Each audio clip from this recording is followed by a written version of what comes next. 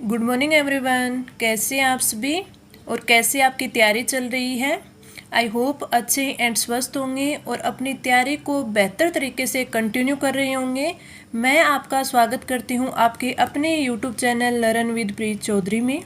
हमारी आरएस परी की 2023 की है वो टेस्ट सीरीज चल रही थी, जिसमें हमने अभी तक है वो 33 टेस्ट है वो कर लिए हैं और आज हमारा 34वां टेस्ट रहने वाला है। ये हमारी टेस्ट सीरीज है पूरे के पूरे सिलेबस के अकॉर्डिंग रहेगी, यानी आपके सिलेबस का ये पूरी तरह से अच्छे से रिवीजन है वो करवाएगी। ये टेस्ट सीरीज है आपके लिए काफ़ी इम्पोर्टेंट रहेगी। क्योंकि इससे है आपका कई बार तो रिवीजन होगा, साथ में ही जो कुछ ऐसे टॉपिक से क्वेश्चन आ जाते हैं जो हम नहीं पढ़ पाते उनमें से कई क्वेश्चन ये कवर कर लेगा, जिससे हमें कई बार टॉपिक याद नहीं होता, लेकिन उसके जो इम्पोर्टेंट क्वेश्चन है वो हम बार बार जब हम पढ़ते हैं रिवीजन करते हैं तो हमारे याद हो जाते हैं।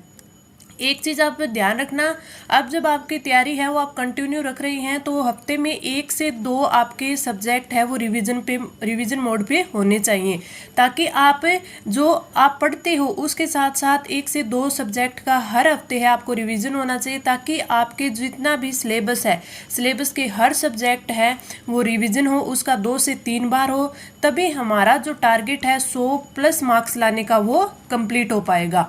और ये टारगेट हमें कंप्लीट करना है क्योंकि आपको अच्छे से प्री क्लियर करके आपको प्री का एग्ज़ाम देते ही है ये नहीं सोचना पड़े कि क्या रिजल्ट आएगा कितने मार्क्स आएंगे। बस हमारा टारगेट 100+ होना चाहिए, ताकि हमें प्री का एग्ज़ाम देते ही मेंस के ऊपर लग जाना है। तो आपके लिए ये जो टेस्ट सीरीज है काफ़ी हेल्पफुल रहेगी। तो आपको ये शुरू से लेके लास्ट तक है ये सारी की सारी टेस्ट सीरीज आपको लगानी है, और ये जो आपकी टेस्ट सीरीज है ये आपके एग्ज़ाम तक रहने वाली है। तो चलिए आज के जो टेस्ट सीरीज है वो स्टार्ट करते हैं। मैंने आपको एक चीज़ और बोली थी कि मैं सैटरडे और संडे को है इन 2 दिन है आपके वो टॉपिक के या रिवीजन करवाऊंगी उन टॉपिक का जिनसे एग्जाम में क्वेश्चंस है वो बहुत ज़्यादा बनते हैं। जैसे आपके आर्ट एंड कल्चर के हो गए, ज्योग्राफी के कुछ क्वेश्चन हो गए, आपके इंडिया पॉलिटी के, राजस्थान पॉलिटी के ये क्वेश्चन हो गए। तो सबसे पहले हम राजस्थान हिस्ट्री है उसको स्टार्ट करेंगे। राजस्थान हिस्ट्री क्योंकि राजस्थान हिस्ट्री के जो आपके टॉपिक है कुछ वो ज़्यादातर आधुनिक आपकी राजस्थान हिस्ट्री है उससे ज़्यादातर क्वेश्चन आते हैं, इसलिए हम पहले है वो राजस्थान हिस्ट्री से स्टार्ट करते हैं, ताकि हिस्ट्री में जो टॉपिक है आपके जल्दी से वो 2-3 टॉपिक कवर कर ले, उसके बाद आपकी आधुनिक राजस्थान हिस्ट्री और फिर कल्चर। तो अब जो कल हमारा जो टॉपिक रहने वाला है इसमें कि हम कल कौन से 2 टॉपिक का अच्छे से रिवीजन करेंगे। वो टॉपिक है आपका पहला तो आपका रहेगा जो राजस्थान में महत्वपूर्ण ऐतिहासिक केंद्र है, ऐतिहासिक केंद्र, जिसके बारे से हमें राजस्थान के इतिहास के बारे में पता चलता है कि किस अभिलेख में किस शिलालेख में कहाँ पर है इस चीज़ का उल्लेख मिलता है। तो हम कल ऐतिहासिक केंद्र है उन पे मैं क्वेश्चन लेके आऊँगी, और दूसरा मैं क्वेश्चन किस पे लेके आऊँगी, जो आपके महत्वपूर्ण शासक है उन शासकों की जो राजनीतिक और प्रशासनिक व्यवस्था रह चुकी है, राजनीतिक सांस्कृतिक और प्रशासनिक ये जो इनकी उपलब्धियां रह चुकी है, इनकी व्यवस्था रह चुकी है, इन पे जो आपके हिस्ट्री से क्वेश्चन बनता है, आपकी राजस्थान की हिस्ट्री से क्वेश्चन बनता है, तो आपके जो शासक है राजवंश है उनसे इतने क्वेश्चन नहीं बनते, इतने उनकी जो कल्चर है उनके जो राजनीतिक सांस्कृतिक प्रशासनिक जो उनकी व्यवस्था है उपलब्धि है उनसे ज़्यादा क्वेश्चन बनते हैं। तो हमें इस टॉपिक को कवर करना है। तो ये 2 टॉपिक के कल मैं आपके 40+ क्वेश्चन लेके आऊँगी, तो आप भी इनको रिवाइज करके आना, ताकि आपको फिर कल पता चलेगा कि इन टॉपिक से आपके कैसे क्वेश्चन बनते हैं, और आपने जो रिवाइज किया है जो आपने पढ़ा है क्या आपने उस वे में सही पढ़ा है। तो कल की क्लास ये रहेगी। और आज की क्लास की बात करें तो आज की क्लास में हमारी ज्योग्राफी की क्लास है। इस ज्योग्राफी की क्लास में इंडियन ज्योग्राफी, वर्ल्ड ज्योग्राफी और राजस्थान ज्योग्राफी इन तीनों के क्वेश्चंस हैं। तो चलिए हमारा आज का टेस्ट स्टार्ट करते हैं, और हमारा आज का टेस्ट का फर्स्ट क्वेश्चन है, दुर्गापुर के स्टील प्लांट की स्थापना किस पंचवर्षीय योजना में हुई थी। मैंने ये क्वेश्चन से आपको पहले भी कराया था। इसमें मैंने आपको चारों जो प्लांट है स्टील प्लांट है उनके बारे में बताया था कि ये कौन कौन सी तो परियोजनाओं में, जैसे आपके पंचवर्षीय योजनाओं में स्टार्ट हुए हैं, किन की सहायता से हुए हैं, मैं तभी आपको बोलती हूँ कि आप नोट डाउन क्या करो। आप नोट डाउन करोगे तो जैसे मैंने ये क्वेश्चन पहले करवाया था तो आपको फटाक से याद आ जाएगा कि हाँ ये मैडम ने पहले करवाया था और ये ऐसे होगा। और आपका जो क्वेश्चन मैं लेके आती हूँ तो उनके आसपास लेके आती हूँ तो आपको ये भी रिकॉल होता रहता है कि हाँ इससे ये क्वेश्चन हमें करवा दिए गए हैं, ये क्वेश्चन बन सकते हैं। इस क्वेश्चन की बात करें तो प्रथम पंचवर्षीय योजना, द्वितीय पंचवर्षीय योजना, तृतीय पंचवर्षीय योजना, चतुर्थ पंचवर्षीय योजना। तो हमारा राइट आंसर होगा ऑप्शन है 2। जो द्वितीय पंचवर्षीय योजना है, पहले इसमें देखिए इसका कार्यकाल तो 1956 से 61 है इसका काल था। और ये जो पंचवर्षीय योजना है ये पीसी महालनोबिस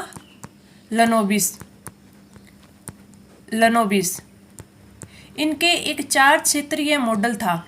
महालनोबिस है इनका 4 क्षेत्रीय मॉडल पर आधारित है, क्षेत्रीय मॉडल पर आधारित है। तो हमें पूछ लिया जाए कि जो हमारे दुर्गापुरा के स्टील प्लांट की स्थापना किस पंचवर्षीय योजना में हुई, द्वितीय पंचवर्षीय योजना में हुई। और ये पंचवर्षीय योजना है ये पीसी महालनोबिस के 4 क्षेत्रीय मॉडल पर आधारित है। वेरी इंपॉर्टेंट है, काफी बार पूछा जाता है।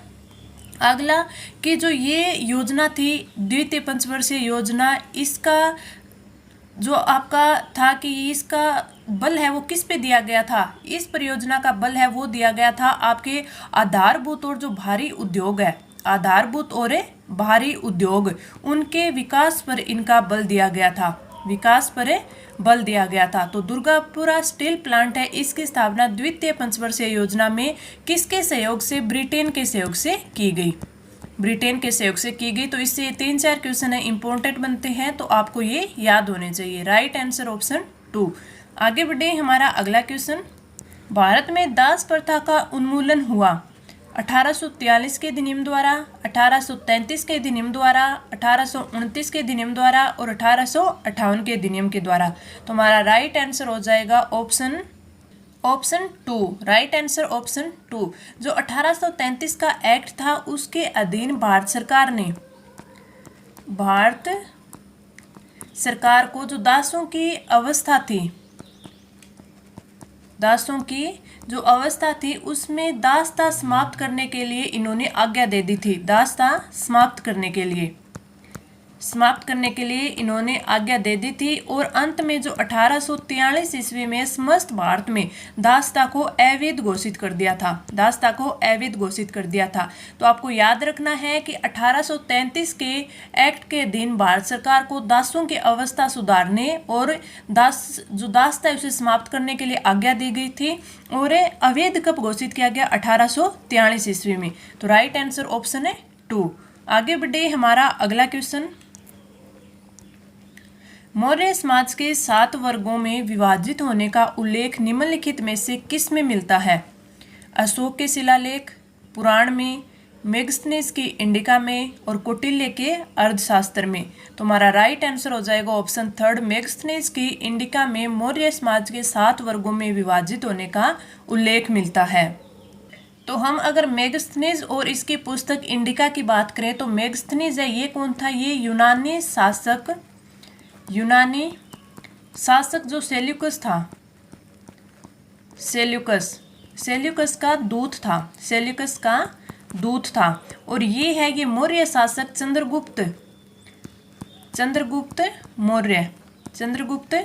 मौर्य के दरबार में आया था। तो आपको पूछ ले मेगस्थनीज कौन था, तो यूनानी शासक सेल्यूकस का दूत था जो चंद्रगुप्त मौर्य के आपके दरबार में आया था। और जो मेगस्थनीज था उसमें जो भारतीय समाज है यानी मौर्य काल के इसमें जो मौर्य समाज था, भारतीय जो समाज था उसका वर्णन अपनी ग्रंथ इंडिका में किया था। और अपने ग्रंथ इंडिका में किया और उसने उस तत्कालीन भारतीय समाज को यानी मौर्य समाज को 7 भागों में बांटा था, 7 भागों में विभाजित किया था। तो वो 7 भाग कौन कौन से थे ये भी कई बार एग्जाम में पूछ लिया जाता है तो मैं वो लिखवा दूं। पहला दार्शनिक, 7 भाग कौन से थे, दार्शनिक, इसके बाद कृषक किसान, उसके बाद ग्वाले और इन ग्वालों को आखेटक भी बोला गया, आखेटक, ठीक है। तो ग्वाले या फिर आखेटक, इसके साथ व्यापारी, व्यापारी, योद्धा, निरीक्षक और जो लास्ट और सातवां है वो है मंत्री। तो ये 7 भागों में विभाजित किया। तो आपसे पूछ ले तो ये इंपॉर्टेंट बनते हैं, आपको नोट डाउन करने चाहिए कि जो मेगस्थनीज ने इंडिका में उन्होंने जो मौर्य समाज को 7 भागों में बांटा, दार्शनिक, कर्षक, ग्वाली या आखेटक, व्यापारी, योद्धा, निरीक्षक और मंत्री। तो ये आपको अच्छे से याद करना है। इनका वर्णन है उन्होंने अपनी पुस्तक इंडिका में किया। तो राइट आंसर ऑप्शन 3। आगे बढ़े, हमारा अगला क्वेश्चन। बंगाल विभाजन दिवस 16 अक्टूबर 1905 को मनाने का सुझाव रविंद्रनाथ टैगोर ने दिया था। एकता दिवस के रूप में, रक्षाबंधन दिवस के रूप में, काला दिवस के रूप में और भाईचारा दिवस के रूप में। तो इस क्वेश्चन का राइट आंसर होगा ऑप्शन 2, रक्षाबंधन दिवस के रूप में दिया था, सुझाव दिया था बनाने का और उन्होंने बनाया भी था। जो उस समय लॉर्ड कर्जन उन्होंने बंगाल में जो राष्ट्रवादिता थी उसको देखते हुए, जो बंगाल में राष्ट्रवादिता बढ़ रही थी उसको देखते हुए 19 जुलाई 1905 को बंगाल विभाजन का निर्णय किया था। यानी उन्होंने बंगाल विभाजन की घोषणा कर दी थी। बंगाल विभाजन की घोषणा कब की थी? 19 जुलाई 1905 में कर दी थी। लॉर्ड कर्जन ने बंगाल में जो राष्ट्रवादिता बढ़ रही थी उसको देखते हुए 19 जुलाई 1905 को बंगाल विभाजन की घोषणा कर दी थी। और ये जो घोषणा है ये लागू कब हुई थी? 16 अक्टूबर 1905। 16 अक्टूबर 1905 जिस दिन विभाजन प्रभावी हुआ था। कब हुआ था? 16 अक्टूबर 1905 में। तो इस दिन पूरे बंगाल में इसको शोक बनाया था। पूरे बंगाल में इस दिन को शोक के रूप में मनाया था, शोक दिवस के रूप में मनाया था। और इसमें जो ये लोग थे उन्होंने एक दूसरे को राखी बांधी थी, एक दूसरे को राखियां बांधना स्टार्ट किया था। और उन्होंने ये राखी बांध के जताया था कि बंगाल को बांटकर अंग्रेज है वो हमारी जो एकता है उसको खत्म नहीं कर सकते, यानी एकता में दरार है वो नहीं डाल सकते, ये इन्होंने जताया था। तो अगर आपसे पूछे बंगाल विभाजन दिवस है उसकी घोषणा कब हुई थी? 19 जुलाई 1905 को हुई थी। ये प्रभावी कब हुआ? 16 अक्टूबर 1905 को हुआ। इसके दिन रक्षाबंधन बनाया गया था, लोगों ने एक दूसरे के हाथ पर राखियां बांधी थी। तो राइट आंसर ऑप्शन 2। आगे बढ़े, अगला क्वेश्चन। निम्नलिखित कांग्रेस अधिवेशनों में से किस एक में मूलभूत अधिकारों तथा आर्थिक नीति पर प्रस्ताव पारित किया गया था? बेलगांव अधिनियम 1924, कलकत्ता अधिवेशन 1928, कराची अधिवेशन 1931 और लाहौर अधिवेशन 1929। सबसे पहले तो मैं इसके राइट आंसर की बात करती हूँ, उसके बाद जो कई इंपॉर्टेंट अधिवेशन हैं उनके बारे में मैं बताती हूँ जिनसे हमेशा है वो क्वेश्चन बनता है, इसलिए वो इम्पोर्टेंट है। तो इसके अगर हम बात करें कि किस अधिवेशन में मूलभूत अधिकारों तथा आर्थिक नीति पर प्रस्ताव पारित किया गया था, तो हमारा राइट आंसर होगा ऑप्शन 3, कराची अधिवेशन 1931। जो गांधी इरविन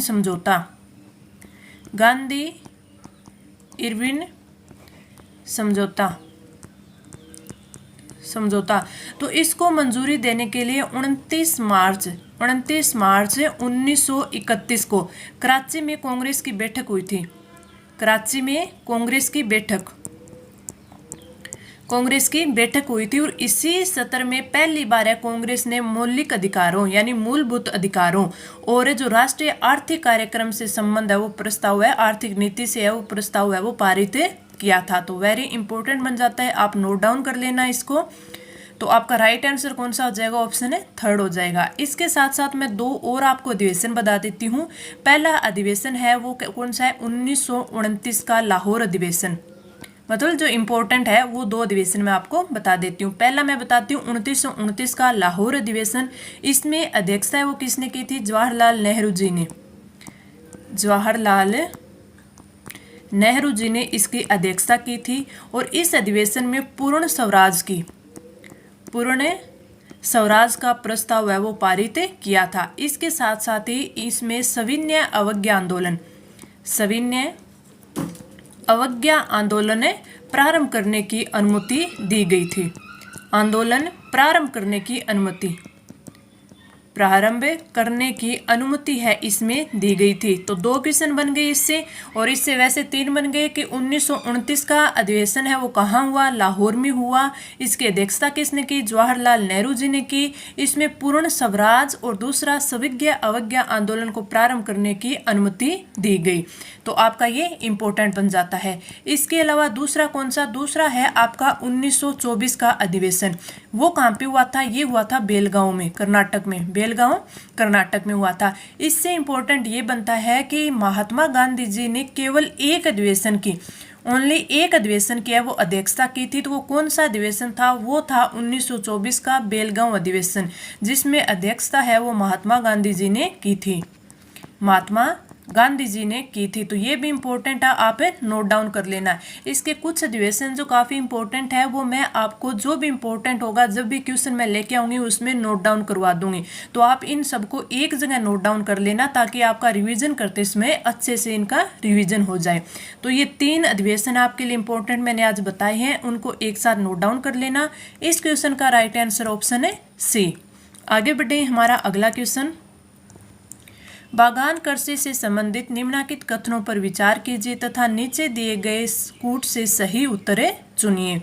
अधिकांश उष्णकटिबंधीय बागान निचले मैदानों में अवस्थित है। उष्णकटिबंधीय बागान समुद्र तट के अधिकांश के समीप अवस्थित है। और अमेजन बेसिन में रबर की कृषि के लिए उत्तम भौतिक दशाएं पाई जाती है, परंतु कर्मकारों की कमी है। अब यहाँ से जो हमारे है वो वर्ल्ड ज्योग्राफी के क्वेश्चंस है वो स्टार्ट हुए। पहले एक आपके 5-6 क्वेश्चन थे जो कि आपके हिस्ट्री से रह रखे थे, इंडियन हिस्ट्री से, तो मैंने सोचा पहले वो करवा देती हूँ। अब आपकी वर्ल्ड ज्योग्राफी, फिर कुछ क्वेश्चन इंडिया के और कुछ राजस्थान ज्योग्राफी के हमें करेंगे। इस क्वेश्चन में अगर हम राइट कथन की बात करें तो इसमें अगर पहला कथन, अधिकांश उष्णकटिबंधीय बागान निचले मैदानों में अवस्थित होती हैं, नहीं, जो ज्यादातर उष्णकटिबंधीय बागानी क्षेत्र है वो उष्ण जो भूमि क्षेत्र होते हैं उसमें स्थित होते हैं, उष्ण भूमि क्षेत्रों में अवस्थित होते हैं। तो पहला ये आपका एक गलत दिया हुआ है। दूसरा, उष्णकटिबंधीय बागान समुद्र तट के अधिकांश के समीप अवस्थित होते हैं, ये बिल्कुल सही है। अमेजन बेसिन में रबर की कृषि के लिए उत्तम भौतिक दशाएं पाई जाती है, परंतु कर्मकारों में कमी है, ये भी बिल्कुल सही है। अगर हम रबड़ की बात करें तो रबड़ है एक उष्णकटिबंधीय पौधा है, ये भी एग्जाम में पूछ लिया जाता है, तो इम्पोर्टेंट है, आपको पता होना चाहिए। कभी रबड़, चाय, इनके बारे में पूछ लिया जाता है तो उष्णकटिबंधीय पौधा है रबड़। पहला क्वेश्चन ये हो गया। दूसरा, इसका जो जन्म माना जाता है कि रबड़ सबसे पहले कहाँ पर होता था, तो ये अमेजन नदी घाटी को माना जाता है। अमेजन नदी घाटी इसको रबड़ का जन्म स्थान माना जाता है, रबड़ का जन्म स्थान माना जाता है। लेकिन अगर पहले की बात करें तो लगभग 20वीं शताब्दी में इसमें है वो क्या होता था कि 99% जो 99% जो इसका रबड़ का उत्पादन है वो अमेजन घाटी है यहीं से होता था। लेकिन फिर आगे 1950 तक है ये घटकर है वो कितना हो गया, 2% रह गया। क्यों? क्योंकि यहाँ पे जो ये कर्मकार थे उनकी कमी थी। लेकिन अब की बात करें तो अब जो रबड़ उत्पादन है वो सर्वाधिक कहाँ होता है, वो दक्षिण एशिया में होता है। होने का कारण क्या है, यहाँ पे रबड़ उत्पादन में होने की जो वृद्धि है उसका कारण क्या है कि यहाँ की जो भौगोलिक परिस्थितियाँ हैं वो अच्छी है, साथ में जो समुद्री परिवहन है वो बेहतर है। इसमें जो भूमि है वो सस्ती भूमि है, मृदा है वो अनुकूलन है। इसके साथ साथ ही सस्ते और जो सक्षम है वो श्रमिक यानी कर्मकार है वो पाए जाते हैं यहाँ पर, यानी मिल जाते हैं। तो ये कुछ इसकी विशेषताएं हैं जिसके कारण है वो दक्षिण एशिया में रबड़ की वृद्धि है, रबड़ के उत्पादन में वृद्धि देखी गई है। तो इस क्वेश्चन का राइट आंसर ऑप्शन 2 हो जाएगा कि ऑप्शन बी और सी यानी कथन बी और सी है वो सही दे रखी हैं। तो राइट आंसर कौन सा हो जाएगा, ऑप्शन 2।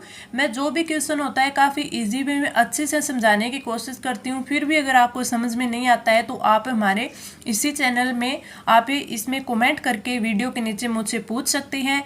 कोई एग्जाम से रिलेटेड कोई भी क्वेरी होती है, कुछ और क्वेरी होती है तो वो आप हमारे इंस्टाग्राम पर हमसे जुड़कर पूछ सकते हैं। इस क्लास की जो PDF है वो हमारे टेलीग्राम चैनल लर्न विद प्रीत चौधरी पर प्रोवाइड करवाए जाते हैं। कुछ वहाँ पे भी मैं इंपॉर्टेंट फैक्ट्स, कुछ आपको करंट जीके वहाँ पे प्रोवाइड करवाती रहती हूँ। कोई भी न्यू अपडेट होती है वो भी प्रोवाइड करवाती हूँ, तो आप उसे भी ज्वाइन कर सकते हैं। आगे बढ़े, हमारा अगला क्वेश्चन, निम्नलिखित कथनों पर विचार कीजिए। क्योटो प्रोटोकॉल का संबंध ग्रीन हाउस प्रभाव से है। प्रोटोकॉल में शामिल गैसों की कुल संख्या 6 है। क्योटो प्रोटोकॉल में जो क्योटो बैठक थी उसमें 159 देशों ने भागीदारी की थी। ओजोन गैस व जल वाष्प ग्रीन हाउस प्रभाव में योगदान देते हैं। इसमें हमें कथन है वो सत्य कथन चुनना है। तो इसमें हमारा राइट आंसर क्या होगा कि जो इसमें पहले कथन की बात करते हैं, क्योटो प्रोटोकॉल का संबंध ग्रीन हाउस प्रभाव से बिल्कुल सही है। क्योटो प्रोटोकॉल का आयोजन है वो 1997 में हुआ था। 1997 में कहाँ? जापान का जो क्योटो शहर है वहाँ पे, जापान के क्योटो शहर में इसका आयोजन हुआ था। इसमें ग्रीन हाउस गैस है उनकी पहचान कर उनका जो उत्सर्जन है, इनका लक्ष्य क्या रखा गया था, जो कि ग्रीन हाउस गैस है पहले उनकी पहचान करनी है और फिर उनके उत्सर्जन को 1990 तक के पर है वो 5% इनकी मात्रा है वो कम करनी है। तो इनकी प्रतिशत में 5% की कमी करनी है, ये इसका क्या था, लक्ष्य रखा गया था। ठीक है, तो अब अगर हम बात करें आगे कि इसमें प्रोटोकॉल में शामिल गैसों की कुल संख्या 6 है, ये भी बिल्कुल से 6 कौन से? कार्बन डाइऑक्साइड CO2, इसमें मैथेन गैस, इसमें ओजोन गैस, जलवाष्प CFC, ये सारी मिलाकर कितनी? 6 गैसें इसमें है। क्योटो बैठक में 159 देशों ने भाग लिया था, बिल्कुल सही है। ओजोन गैस व जलवाष्प ग्रीन हाउस प्रभाव में योगदान देते हैं, ये भी बिल्कुल सही है। तो राइट आंसर हो जाएगा ऑप्शन है 4th। ये जो मैंने क्योटो प्रोटोकॉल के बारे में मैंने आपको बताया, उसके अलावा 1-2 सम्मेलन और हैं जो वेरी इंपॉर्टेंट है, वो भी मैं आपको नोट डाउन करवा देती हूँ। पहला है आपका द्वितीय पृथ्वी सम्मेलन,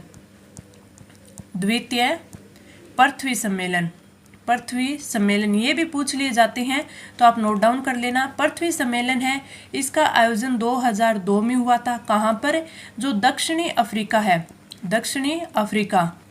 अफ्रीका का जो जोहान्सबर्ग शहर है, जोहान्सबर्ग इस शहर में हुआ था। तो आपको याद रखना है द्वितीय पृथ्वी सम्मेलन 2002 में दक्षिणी अफ्रीका के शहर जोहान्सबर्ग में हुआ था। इसमें किस चीज़ पर ध्यान दिया गया था? इसमें सतत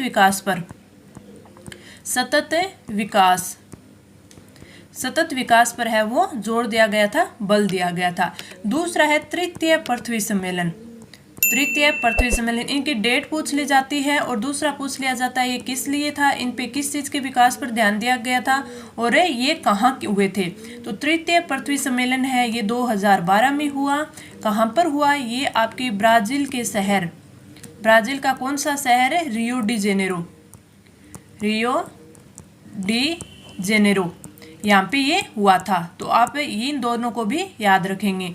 तो हमने इस क्वेश्चन की बात कर ली, राइट आंसर ऑप्शन 4th। अब हम आगे बढ़ते हैं, हमारा अगला क्वेश्चन, कैस्पियन सागर झील में कौन सी नदियां आकर मिलती हैं? जायरे व वोल्गा व यूराल, नील व विस्तुला, राइन व ओडर।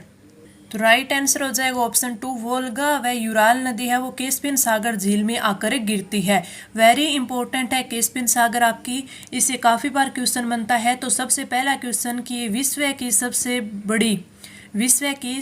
बड़ी खारे पानी की झील है, विश्व की सबसे बड़ी खारे पानी की झील है। ठीक है, दूसरा इसका कि इस झील में यूराल व वोल्गा नदियां आकर गिरती है और ये जो झील है ये 5 देशों के मध्य में स्थित है, 5 देशों के मध्य स्थित है। तो आपसे पूछा जा सकता है, वो ऑप्शन में 4 देश दे देगा, उनमें से वो बोल देगा कि इसमें से कौन सा शहर आपका, कौन सा देश नहीं है जिसमें कैस्पियन सागर झील नहीं आती। तो इसमें 5 कौन कौन से हैं? 5 है इसमें ईरान, वेरी इंपॉर्टेंट है ये, आप नोट डाउन कर लेना। तुर्कमेनिस्तान,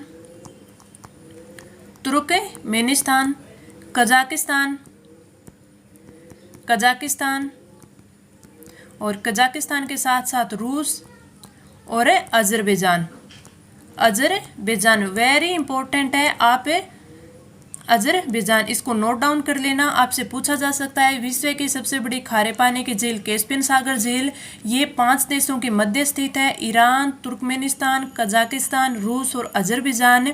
इसके साथ ही ये कि इसमें वोल्गा व यूराल नदियाँ आकर गिरती हैं और इस झील का जो क्षेत्रफल है, इस झील का क्षेत्रफल है वो अपने राजस्थान के क्षेत्रफल से भी कितना है, अधिक है।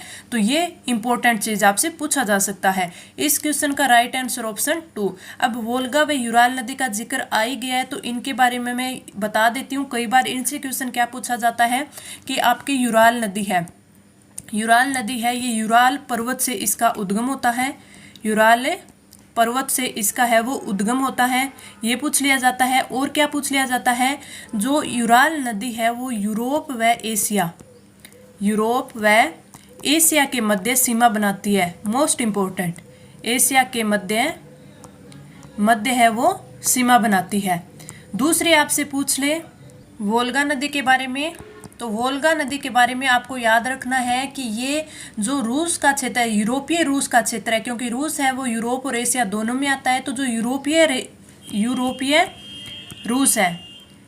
रूस है उस क्षेत्र में रूस में क्या है, वल्दाई की पहाड़ियाँ हैं, वल्दाई की पहाड़ियाँ हैं। तो इन वल्दाई की पहाड़ियों से इसका उद्गम होता है, पहली चीज़। दूसरी कि यूरोप महाद्वीप की सबसे लंबी नदी है ये, यूरोप महाद्वीप की सबसे लंबी नदी। तो ये भी वेरी इंपॉर्टेंट है, आपको नोट डाउन करना है। और ये यूरोपीय रूस के क्षेत्र में बहने के बाद कैस्पियन सागर में आकर गिरती है। तो यूराल नदी और वोल्गा नदी है, इंपॉर्टेंट है, पूछा जा सकता है कि आपसे पूछ ले कि यूरोप व एशिया जो महाद्वीप है उनके मध्य है वो कौन सी नदी है, तो यूराल नदी है जो सीमा बनाती है। या फिर ऐसे पूछ ले कि जो यूरोप महाद्वीप की सबसे लंबी नदी कौन सी है, तो वोल्गा नदी है। इस क्वेश्चन का हमने राइट आंसर लगा दिया था ऑप्शन 2। ये जो चीज़ें मैंने बताई वेरी इंपॉर्टेंट है। अब हम बढ़ते हैं हमारे अगले क्वेश्चन की ओर। हमारा अगला क्वेश्चन है, निम्नलिखित कथनों पर विचार कीजिए। फ्रैंकफर्ट, ट्यूरिन, डेट्रॉयट नगर मोटर वाहन उद्योगों हेतु प्रसिद्ध है। ओसाका, मैनचेस्टर व बोस्टन नगर सूती वस्त्र उद्योग हेतु प्रसिद्ध है। हमें बताना है सत्य कथन। इसमें हमारे दोनों के दोनों कथन है वो सही दे रखे हैं, तो राइट आंसर हो जाएगा ऑप्शन 3। जो फ्रैंकफर्ट है, ट्यूरिन है, डेट्रॉयट ये नगर मोटर वाहन के लिए प्रसिद्ध है, तो मोटर वाहन उद्योग के लिए प्रसिद्ध है। इसके बारे में आप याद रखना कि ये जो यूएसए के महान झील औद्योगिक क्षेत्र है, औद्योगिक प्रदेश है, उसमें स्थित है, औद्योगिक प्रदेश में स्थित है। तो ये भी इंपॉर्टेंट बन जाता है, कई बार पूछ ले। तो यूएसए के महान झील औद्योगिक प्रदेश में ये मोटर वाहन उद्योग है वो स्थित है। ओसाका, मैनचेस्टर व बोस्टन नगर की बात करें तो ये सूती वस्त्र उद्योग के लिए प्रसिद्ध है, और ये भी यूएसए के सूती वस्त्र उद्योग के प्रमुख केंद्र है। लेकिन जो बोस्टन है आपका बोस्टन है, ये कहाँ पर पड़ता है, ये आपके बोस्टन है न्यू इंग्लैंड औद्योगिक प्रदेश में स्थित है। तो अगर ये कई बार औद्योगिक प्रदेश भी पूछ लेते हैं कि किस औद्योगिक प्रदेश में स्थित है, तो ये भी आप थोड़ा ध्यान रखें, तो हमारा जो क्वेश्चन है वो रॉन्ग ना हो, बिल्कुल सही हो जाए। Right answer option 3। आगे बढ़े हमारा अगला क्वेश्चन, निम्नलिखित कथनों पर विचार कीजिए। कटगा पठार तांबा व हीरा उत्पादन हेतु प्रसिद्ध है। जोश पठार टिन उत्पादन हेतु प्रसिद्ध है।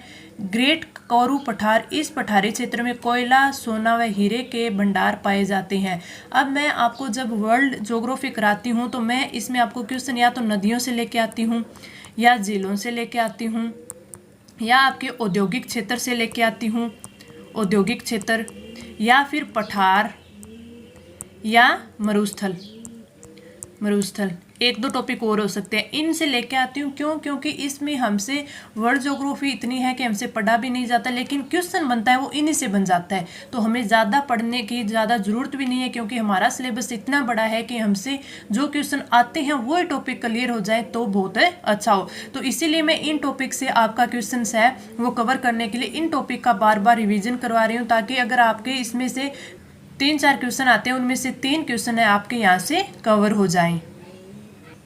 इसका राइट आंसर हो जाएगा ऑप्शन 4। इसमें तीनों के तीनों कथन है वो सही दे रखे हैं।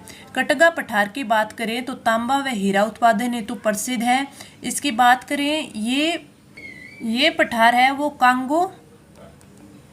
कांगो व जाम्बिया देश है वहाँ पर स्थित है। तो आप ये भी ध्यान रख लेना, कटंगा पठार है ये कांगो व जाम्बिया देश में अवस्थित है, और साथ साथ में इससे वो कांगो व जायरो नदी का भी उद्गम होता है। ये तांबा, हीरा, यूरेनियम, कोबाल्ट भंडारों हेतु प्रसिद्ध है। तो आपका कथन ए बिल्कुल सही है। दूसरा है जोस का पठार। जोस का पठार है ये नाइजीरिया देश में, नाइजीरिया देश के है उसके उत्तरी भाग में स्थित है, और यहाँ पर टिन के भंडार पाए जाते हैं। अगला है ग्रेट कारू पठार। ग्रेट कारू पठार है ये दक्षिणी अफ्रीका देश में स्थित है, दक्षिणी अफ्रीका देश में स्थित है। ये लावा निर्मित पठार है, ये भी ध्यान रखना, ये लावा निर्मित पठार है, और इस पठारी क्षेत्र में कोयला, सोना व हीरे के भंडार पाए जाते हैं। तो मैंने आपको तीनों कथन बता दिए, बिल्कुल सही है। और ये पठार कहाँ कहाँ पर है, किसके लिए प्रसिद्ध है, ये भी बता दिया। तो राइट आंसर ऑप्शन है फोर्थ। अब हम बढ़ते हैं हमारे अगले क्वेश्चन पर। नीलगिरी पर्वत के संदर्भ में निम्नलिखित कथनों को ध्यान से पढ़िए। यह पर्वत पूर्वी घाट व पश्चिमी घाट का मिलान बिंदु है। नीलगिरी पर्वत की सर्वोच्च चोटी दोदा बेटा है। नीलगिरी पर्वत का विस्तार कर्नाटक, केरल और तमिलनाडु में है। यह भारत के 18 बायोस्फीयर रिजर्व में से एक है, और नीलगिरी पर्वत पर टोडा जनजाति निवास करती है। इनमें से हमें सत्य कथन बताना है। तो हम अगर नीलगिरी पर्वत की बात करें तो जो नीलगिरी की पहाड़ियां हैं वो कहाँ कहाँ है, कर्नाटक, केरल और तमिलनाडु राज्यों में स्थित है। इसके ऊपर जो नीलगिरी पहाड़ियों की सबसे ऊंची चोटी है वो कौन सी है, दोदा बेटा है। इसकी अगर लंबाई पूछ ले तो 2637 मीटर है। जो ये पर्वत चोटी है ये प्रायद्वीपीय आपका जो भारत है, प्रायद्वीपीय भारत, उसकी दूसरी सबसे बड़ी है, दूसरी सबसे बड़ी यानी सबसे ऊंची चोटी है, ऊंची चोटी है। तो आपको ध्यान रखना है नीलगिरी पर्वत की सर्वोच्च चोटी कौन सी है, दोदा बेटा है। प्रायद्वीपीय भारत की बात करें तो प्रायद्वीपीय भारत की दूसरी सबसे ऊंची चोटी कौन सी है, ये है दोदो बेटा। तो आपका बी और सी तो सही हो गए। आगे बात करें, नीलगिरी की जो पहाड़ियाँ यहाँ पे चाय की खेती होती है, चाय की खेती होती है। ये इन आपके कथन में नहीं दे रखा, अगर दे रखा होता तो आपको ध्यान होना चाहिए। दूसरी, ये जो नीलगिरी पहाड़ियाँ हैं इस पे तमिलनाडु में एक हिल स्टेशन है, हिल स्टेशन है, वो कौन सा है, ये ऊटी है। तो इसके बारे में कई बार क्वेश्चन पूछ ले जाए तो ये भी आपको पता होना चाहिए। जो नीलगिरी पहाड़ियाँ हैं इस पे नीलगिरी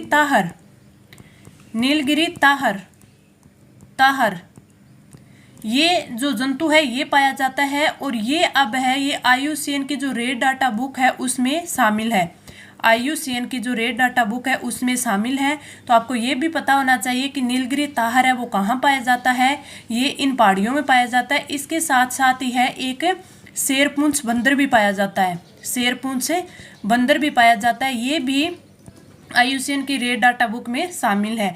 और ये जो पहाड़ियाँ हैं ये भारत के 18वें जो बायो रिजर्व में से एक है, 18वां जो बायो रिजर्व है उसमें से एक है। तो ये भी आपका बिल्कुल सही हो गया। अगला कि नीलगिरी पर्वत पर टोडा जनजाति निवास करती है, ये भी बिल्कुल सही है। आपसे पूछ ले तो कि जो टोडा जनजाति कहाँ निवास करती है, नीलगिरी पर्वत पर। अगर इस जनजाति का प्रमुख व्यवसाय पूछ ले क्या है, तो इनका प्रमुख व्यवसाय है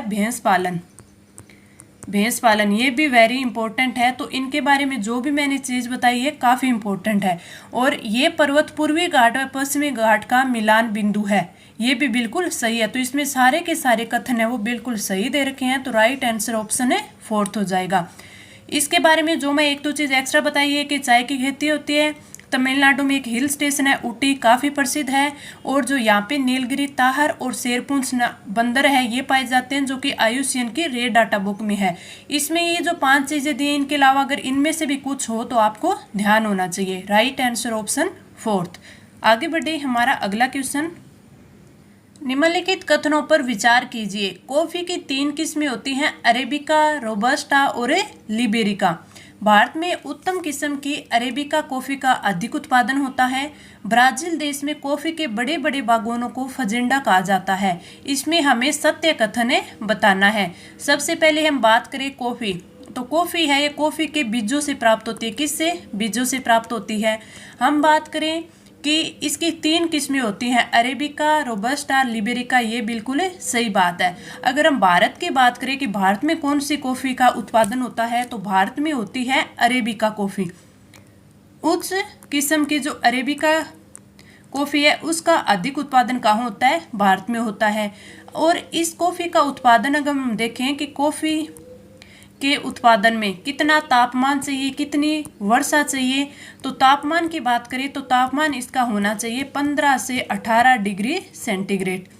इसकी वर्षा की बात करें कि इसको कितनी वर्षा की आवश्यकता होती है, तो इसको आवश्यकता होती है 150 से 250 सेंटीमीटर वर्षा की। इसके मध्य की वर्षा इसके लिए उपयोगी होती है। अगर हम बात करें ना कि देश की कुल कॉफ़ी का अकेला उत्पादन है वो कितनी 2/3 कॉफ़ी का अकेला उत्पादन है वो कर्नाटक करता है। ये भी इम्पोर्टेंट है, आप थोड़ा ध्यान रखना। इसके अलावा जो ब्राज़ील देश में कॉफ़ी के बड़े बड़े बागान होते हैं उनको फजेंडा कहा जाता है। और जो एक सेंटोस नाम से, किससे, सेंटोस है, ये ब्राज़ील में विश्व का कॉफ़ी बंदरगाह के रूप में जाना जाता है। तो ये इम्पोर्टेंट है। सेंटोस कहाँ पे है, ब्राज़ील में, और इसको विश्व के कॉफ़ी बंदरगाह के रूप में जाना जाता है। एक आपकी काऊ मंडी के रूप में भी जानी जाती है। काऊ मंडी वो कौन सा जाना जाता है, ये जाना जाता है साओ पालो, ये भी ब्राज़ील में है। इसको किस नाम से जाना जाता है, विश्व की काऊ मंडी के रूप में जाना जाता है। तो विश्व के आपके ये देख ले, कॉफ़ी बंदरगाह को किस नाम से जाना जाता है, सेंटोस को विश्व की कॉफ़ी बंदरगाह के रूप में जाना जाता है। और जो साओ पालो है इसे विश्व की काऊ मंडी के रूप में जाना जाता है। इम्पोर्टेंट है, आप नोट डाउन कर लेना, पूछा जा सकता है। ये तो लगभग को पता होता है, सेंटोस को क्या माना जाता है, विश्व का कॉफ़ी बंदरगाह माना जाता है, लेकिन ये बहुत कम लोगों को पता होगा, इसलिए इसको नोट डाउन कर लेना। और भारत में प्रमुख कॉफ़ी उत्पादक करता आपको पता ही है, कर्नाटक है, केरल है, तमिलनाडु है। इसमें तीनों कथन सही दे रखे हैं, तो राइट आंसर हमारा ऑप्शन 4 हो जाएगा।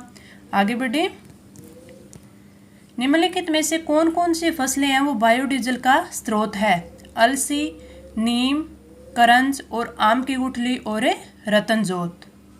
तो इसका राइट आंसर क्या हो जाएगा, राइट आंसर हो जाएगा ऑप्शन 4। इसमें जो दिए गए सारे के सारे बायोडीजल के स्रोत है, अलसी, नीम, करंज, आम की गुठली और रतनजोत। ये बायोडीजल ये होता क्या है, जो हम पारंपरिक या जीवाश्म डीजल जिसे बोलते थे, जीवाश्म डीजल जिसे बोलते थे, उसी का विकल्प है ये, डीजल का ये विकल्प है। तो जीवाश्म या बोल दे पारंपरिक डीजल का जो वैकल्पिक ईंधन है वो कौन सा है, ये बायोडीजल है। बायोडीजल प्राप्त कैसे होता है, जो वनस्पति तेल होते हैं, वनस्पति तेल हो गया, पशुओं की वसा हो गई, इसके साथ साथ तेल, और जो खाना बनाते हैं, खाना पकाने के लिए जो अवशिष्ट तेल बच जाता है, पकाने के लिए जो अपशिष्ट तेल बचता है, अपशिष्ट तेल, इनसे ये है किसका उत्पादन किया जाता है, आपके बायोडीजल का बनाया जाता है। अब आपसे एक इम्पोर्टेंट क्वेश्चन पूछा जा सकता है कि जो बायोडीजल में परिवर्तित करते हैं तेलों को, ये तेल होता है उसको बायोडीजल में जो परिवर्तित करते हैं तो उस प्रक्रिया को क्या बोलते हैं। तो आपको ये याद रखना है कि तेलों को बायोडीजल में परिवर्तित करने की जो प्रक्रिया है उसे बोलते हैं ट्रांसस्टिरीकरण। वेरी इंपॉर्टेंट है, पूछा जा सकता है आपके ये क्वेश्चन कि इस प्रक्रिया को क्या बोलते हैं, ट्रांसस्टिरीकरण बोलते हैं। वेरी वेरी इंपॉर्टेंट है। अगर हम बात करें कि भारत का पहला बायोडीजल संयंत्र कहाँ है और किसके सहयोग से लगा है, तो आपको याद रखना है कि पहला बायोडीजल संयंत्र भारत का ये ऑस्ट्रेलिया की सहायता से, ऑस्ट्रेलिया के सहयोग से, और कहाँ पे लगा है, काकीनाडा सेज में। तो वेरी इंपॉर्टेंट है ये 3 चीज़ें कि इस प्रक्रिया को बोलते हैं ट्रांसस्टिरीकरण। भारत का पहला बायोडीजल संयंत्र ऑस्ट्रेलिया के सहयोग से जो काकीनाडा सेज है वहाँ पे स्थापित किया गया है। इस क्वेश्चन का राइट आंसर ऑप्शन 4 है। ये क्वेश्चन है आपका वाकई में काफ़ी इंपॉर्टेंट है, पूछा जाए तो हम लोगों का ये सही होगा। आगे बढ़े, हमारा अगला क्वेश्चन, किस भूगोलवेत्ता का संबंध राजस्थान के भौतिक विभाजन के अध्ययन से नहीं रहा है। अब यहाँ से हमारे राजस्थान ज्योग्राफी के क्वेश्चन हैं वो स्टार्ट होते हैं। वीसी मिश्रा का, व्लादिमीर कोपेन का, A.K. सेन का, रामलोचन सिंह का। तो राइट आंसर हो जाएगा ऑप्शन बी। आगे बढ़े हमारा अगला क्वेश्चन, निम्नलिखित कथनों में से सत्य विकल्प का चयन कीजिए। दक्षिणी पूर्वी पठारी प्रदेश का निर्माण अंगारा लैंड से हुआ है। पूर्वी मैदानी प्रदेश राजस्थान के क्षेत्रफल का 39% है, वह जनसंख्या 23% भाग रखता है। पूर्व के मैदान का निर्माण है वो प्लायोसीन काल में हुआ है। थार का मरुस्थल विश्व का नवीनतम मरुस्थल माना जाता है, इसीलिए इसे युवा मरुस्थल भी कहा जाता है। हमें चुनना है सत्य विकल्प, तो हमारा राइट आंसर है ऑप्शन है डी। आगे बढ़े हमारा अगला क्वेश्चन, निम्न में से कौन सा कथन असत्य नहीं है यानी सत्य है। पोखरण से मोहनगढ़ तक भूगर्भिक जलभट्टी को कुब्बड़ पट्टी के नाम से जाना जाता है। माचिया सफारी पार्क में विश्व के प्राचीनतम कास्ट जीवाश्म के अवशेष प्राप्त हुए हैं। बाप फोल्डर का संबंध पर्मियन कार्बोनिफेरस युग से है, बिल्कुल राइट। रेतीले मरुस्थल प्रदेश को हमादा कहा जाता है, तो हमारा राइट आंसर ऑप्शन है सी। आगे बढ़े हमारा अगला क्वेश्चन, पवनों की दिशा के समांतर बनने वाले स्तूपों को कहा जाता है अनुप्रस्थ, बरखान, पैराबोलिक और अनुदैर्ध्य। तो समांतर बनने वाले को क्या बोला जाता है, अनुदैर्ध्य। तो राइट आंसर ऑप्शन है डी। अगला क्वेश्चन, निम्न में से असत्य विकल्प का चयन कीजिए। रेगिस्तानी क्षेत्रों में ढालनुमा पाई जाने वाली खड़ी चट्टानों को इंसेलबर्ग कहते हैं। जैसलमेर में खंडीन विधि का प्रारंभ ओसवाल ब्राह्मणों के द्वारा किया। अब हमें और से पता हो नहीं पता हो ये क्वेश्चन जरूर पता है, तो असत्य कौन सा है, ऑप्शन है बी। लूणी नदी के प्रवाह क्षेत्र को गोडवाड़ प्रदेश कहा जाता है। शेखावाटी में चारागाह जो भूमि होती है इसे बीड़ कहते हैं। तो और तो सारे सही है, गलत है ऑप्शन है बी। आगे चलें, अरावली के चोटियों को संबंधित जिलों से सुमेलित करना है कि किस जिले में कौन सी जो आपकी चोटी है वो स्थित है। सबसे पहले देखते हैं रोजा भाकर। रोजा भाकर है वो जालोर में स्थित है, जालोर में। कमलनाथ की बात करें तो आपके रोजा भाकर तो हो गई डी, ए में क्या आ जाएगा, डी आ जाएगा। कमलनाथ की बात करें तो ये है उदयपुर में। ऋषिकेश की बात करें तो ऋषिकेश है आपके सिरोही में। और आपके बाबाई की बात करें तो ये कहाँ पे है, झुंझुनू में। तो राइट आंसर कौन सा हो जाएगा, राइट आंसर आपका हो जाएगा फर्स्ट में डी, सेकंड में सी, तो सेकंड में सी। तो राइट आंसर ऑप्शन है ए, ये आपका बिल्कुल है सही हो जाएगा। आगे बढ़े हमारा अगला क्वेश्चन, निम्न में से कौन सा पूर्वी मैदानी प्रदेश का भाग नहीं है। डांग, आंतरिक जल प्रवाह क्षेत्र, कांठल क्षेत्र और मालपुरा करौली का मैदानी प्रदेश। तो हमारा राइट आंसर ऑप्शन बी, आंतरिक जल प्रवाही क्षेत्र है वो पूर्वी मैदानी भाग का हिस्सा नहीं है। Right answer option B. अगला क्वेश्चन, निम्न में से सत्य विकल्प का चयन कीजिए। बरवाड़ा पर्वत चोटी सवाई माधोपुर में है। रघुनाथ चोटी की ऊंचाई 1155 मीटर है। हाथी दर्रा आमेर जयपुर में स्थित है। और भाकर है वो सिरोही में स्थित आपकी क्या है, पहाड़ियाँ हैं, या फिर उस क्षेत्र को भाकर बोला जाता है, कटी फटी पहाड़ियों को। तो हमारा राइट आंसर है ऑप्शन है डी। आगे बढ़े हमारा अगला क्वेश्चन, सत्य कथनों का चयन करना है। इस साइड है वो दे रखे कि अरावली वृक्षारोपण कार्यक्रम है वो 1974-75 में हुआ था। तो इसमें हमें बताना है कि सही कौन कौन सा है। घूघरा घाटी अजमेर में है, बिल्कुल सही। अरावली को 12 में अड़ावाला पर्वत कहते हैं, बिल्कुल गलत। अरावली की औसत ऊंचाई 692 है। देवगिरी पहाड़ी दौसा में है। तो हमारा राइट आंसर क्या होगा, राइट आंसर होगा हमारा 2 और 5 सही दिए हुए हैं। तो राइट आंसर ऑप्शन है डी। आगे बढ़े हमारा अगला क्वेश्चन, कथन अरावली के पश्चिम में वृष्टि छाया प्रदेश का निर्माण होता है। अरावली का मानसून की बंगाल की खाड़ी शाखा के लंबवत होना।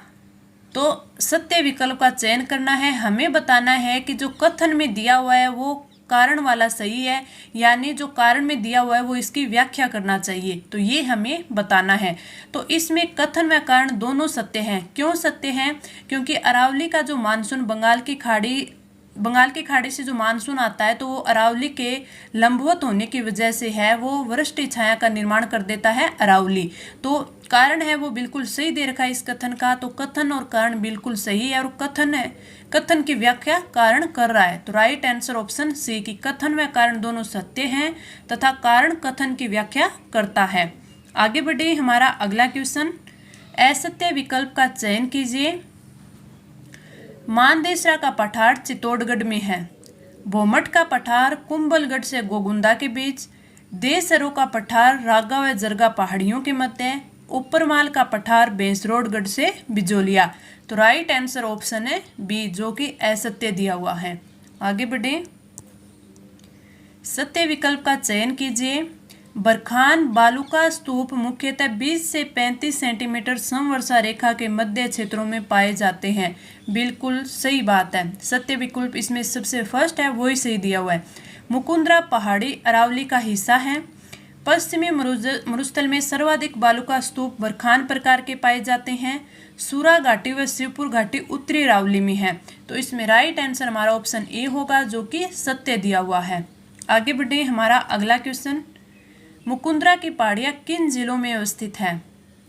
मुकुंदरा की पहाड़ियाँ कोटा बूंदी, बारा बूंदी, बारा झालावाड़ और झालावाड़ कोटा। तो right answer option D, Jhalawar व कोटा में स्थित है आपके मुकुंदवाड़ा की पहाड़ियाँ। आगे बढ़े हमारा अगला क्वेश्चन, मेरवाड़ा पहाड़ियाँ निम्नलिखित भौतिक उप इकाइयों में से किसका उपविभाजन है? जो मेरवाड़ा पहाड़ियाँ हैं ये मध्य अरावली श्रेणी की है, मध्य अरावली श्रेणी की है। तो आपका राइट आंसर कौन सा हो जाएगा? अलवर, मेवाड़, आबू, ये आपका ऑप्शन सी है। यहाँ से मेवाड़ चट्टानी प्रदेश के बाद आबू पर्वतखंड, और आपका राइट आंसर ऑप्शन डी हो जाएगा। आगे बढ़े अगला क्वेश्चन, निम्न में से असत्य कथन नहीं है। वृत्त सीमा भ्रंश राजस्थान को बराबर 2 भागों में बांटता है। हर्षनाथ पर्वत सीकर में स्थित है। जुरासिक युग की चट्टानें बाड़मेर जैसलमेर में पाई जाती हैं। और सिरावास मध्य अरावली की पर्वत चोटी है। तो हमारा राइट आंसर हो जाएगा ऑप्शन है सी, जुरासिक युग की चट्टानें बाड़मेर जैसलमेर में पाई जाती है।